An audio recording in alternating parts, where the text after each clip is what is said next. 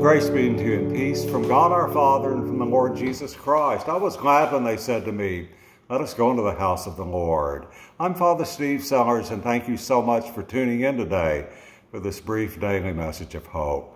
I was thinking this morning about one of my former college students from 5 or 6 years ago. I was teaching a history class, and this young man had just gotten back from Iraq, where he was serving our nation in the United States Army, and had an experience in Iraq that unnerved him. He had found outside of their base camp a place that was called the Gate to Hell, and it was what he called a dark temple in the middle of nowhere. And he said he never saw anyone around it, and it was all off by itself, and it looked like it was boarded and locked up, and no one ever came there. And he was afraid because he got close to it. And the local legend said that that's where Lucifer hit the ground after God expelled him from heaven. And so he was petrified of that was the gate of hell, and that he'd gotten too close to it. Well, that led to a wonderful discussion in our class about the mythology and the cultural conceptions of where is hell and where is the gate of hell. And I'm going to say a few words about it, but I'm putting a caveat here at the beginning. I don't think we should think about that at all. I think we should do just like St. Paul says in Ephesians chapter 5, and don't consider for a moment the works of darkness. Focus on the light and the truth of the Lord Jesus Christ. Evil has been defeated by the giver of all good, by the Lord himself. And that's what we should focus on. But there are so many conceptions about where is the gate of hell.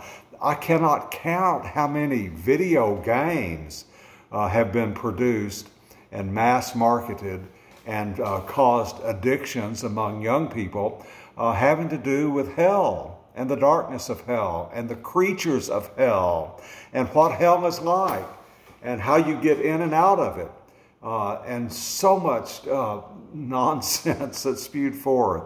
Several of the places have been documented as being ancient places where evil lived. I was thinking of Attica in northern Greece, where there have been archaeological digs that have uncovered what they think might be the legendary River Styx, which in Greek mythology was the dividing place between the land of the living and the land of the dead.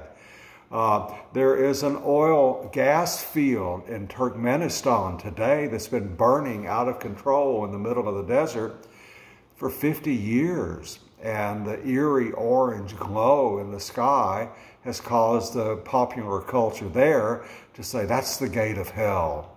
Archaeological digs in Turkey near Hierapolis and Phrygia have found statues of Cerberus, the mythological three-headed dog that is one of the guardians of the gates of Hades, the gates of hell.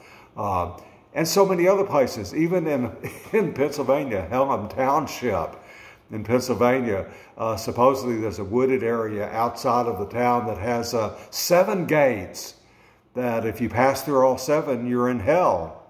And of course, my joke of all of that when I was a big Dallas Cowboys fan, that the gates of hell were the gates to the Washington Redskins Stadium or the Washington football team stadium because of the rivalry Dallas had with Washington. But having said all that, don't focus on darkness at all. It doesn't hurt to have some knowledge about it. But here's what St. Paul says in Ephesians chapter 5, starting at verse 8. You were once darkness, but now you are light in the Lord. Live as children of light. For the fruit of the light consists in all goodness, righteousness, and truth.